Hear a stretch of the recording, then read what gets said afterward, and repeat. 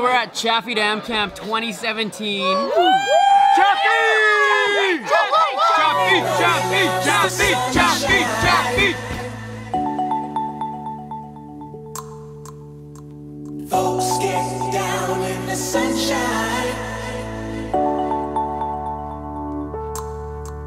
Everybody loves the sunshine. So Chaffey Camp, we've got like 113 teenagers and 50 leaders. Hi, Mom. Every single day we wake up, have breakfast, have prayer time, have elective talks, go down to the water sports. No time for losers, 'cause we are the champions of the world! There's sailing, there's canoeing,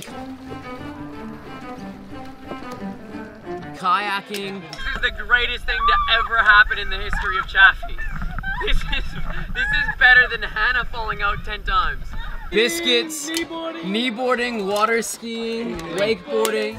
Sunshine. Folks get down in the sunshine. Folks get down in the sun.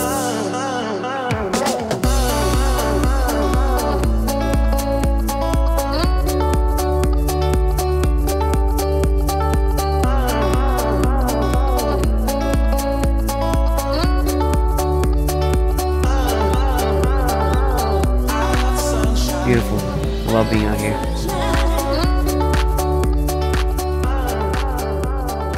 When you get to the end of the week, it's you've had a journey with some of these people, even though it's only 5 days. It's been 5 days of intense from 7 a.m. till 11 p.m. just constant on the go doing things. And it's been great having these small group discussions in the morning. For them, it's the first thing they do when they wake up. This morning, we read from 1 John chapter 3, 17. It says, if anyone has material possessions and sees a brother or sister in need, but has no pity on them, how can the love of God be in that person?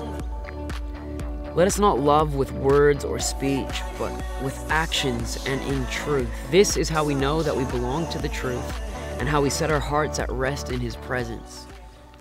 One of the great things about this camp is you have 50 people, 50 leaders giving of their time, spending money to be a leader, to come out of the normal regular routines and come out here and invest day and night into these young people, to serve when it's 40 degrees and it's hot and you're tired and people are on edge and they might be getting a bit annoying. Can anyone tell me how hot it is today?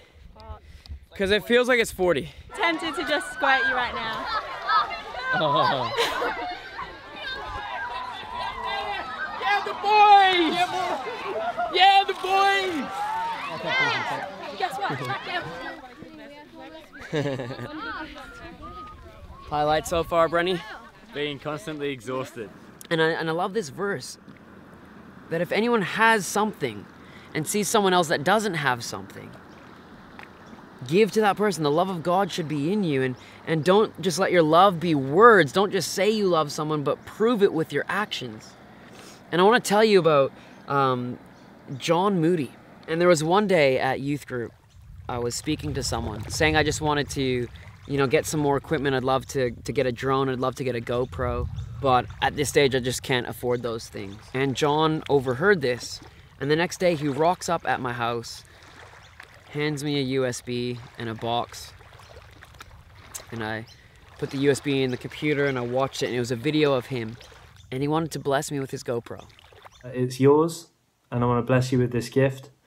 I love your heart. I love everything that you've done with the church, everything you've done in my life as a friend, as a brother, and I just want to say thank you for everything that you do for the community. I love the videos that you do, and I hope that this can add a new dynamic to that. He said, you know what, here's something that I have, and I can see you have a need, and I want to provide for that need. And, I was at the point of tears watching this video, just blown away at his generosity and his kindness. John came into this Christian community as a non-Christian.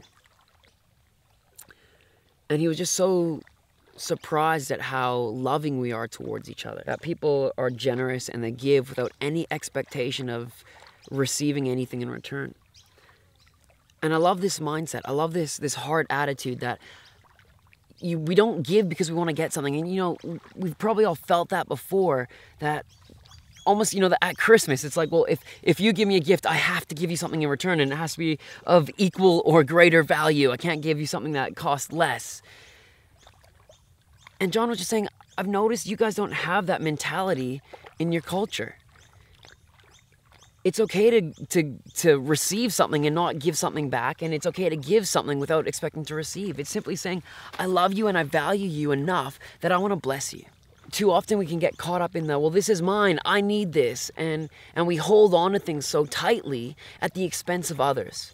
And this verse in John is saying, you know what, if you truly love people, it needs to be more than just your words. It can't just be say, yes, I love you. It has to be, I love you and here's the proof. That I would value you more than myself. That I would consider you a brother or a sister. And that I see you have a need and I can provide for that need. And too often we think, well, if I give this away, then I have less. I think if you're holding on to things so tightly, you don't have much at all. It shows how desperate you are. It shows that you are not free, that you are actually a slave to these things. And in fact, you're probably a slave to fear, that you are afraid you will go without if you give away. Just because I give to you doesn't mean I'm now without. In fact, I have the joy and the privilege of knowing that you have something that you were in need of. If you're able to help someone and you don't help them, what does that say about you? What does that say about your heart attitude? This is how we know that we belong to the truth and how we set our hearts at rest in His presence. It's saying that if you're willing to give for the benefit of others, that you'll find rest. You're not going to be stressed. You're not going to be worrying. You're not going to be going, but what about me? How am I going to survive? You're going to be at peace. You're going to know that you belong to the truth. You're going to know that you have love in you. See, everybody has a different definition of what love is, but this is what God says love is. Jesus Christ laid down His life for us. That is the ultimate expression of love. Giving of oneself completely for the benefit of others. And we should lay down our lives for our brothers and sisters. It's not saying to necessarily literally give your life. Maybe the circumstance will call for that, but it's simply saying your personal wants, desires, passions, all the things that you crave for yourself, you're willing to lay those down, whether it be as something as little as a material possession like a GoPro, or something like your time or your finances. Being able to give for the sake of others is one of the greatest acts of love. And it's why I keep coming to Chaffey 4 years on, to give of my time to see these young people, these teenagers, being built up and inspired and seeing their faith grow. And that's why I love this. To help others for their benefit.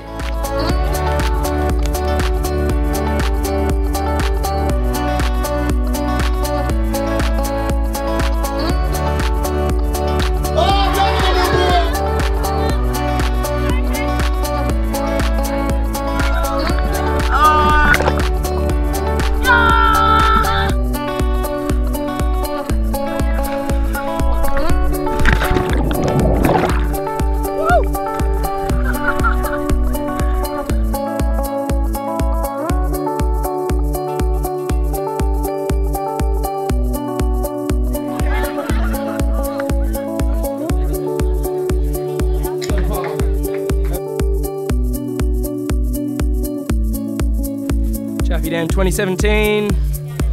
Cut. That's a wrap.